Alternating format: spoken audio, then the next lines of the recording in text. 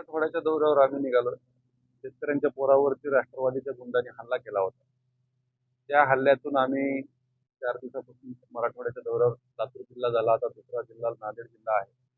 या जिल्ह्यामध्ये शेतकऱ्यांच्या पोरांचं एक मजबूत संघटन येणाऱ्या काळामध्ये सरकारच्या समोर आव्हान बनून तयार आम्हाला करायचं. कारण शेतकऱ्यांची कर्जमाफी करू म्हणून निवडणुकीच्या अगोदर या राज्यकर्त्यांनी आम्हाला मोठमोठी आश्वासनं दिली होती. सत्ता आल्याबरोबर आम्ही पहिल्या कॅबिनेटमध्ये शेतकऱ्यांची सरसकट कर्जमाफी करू.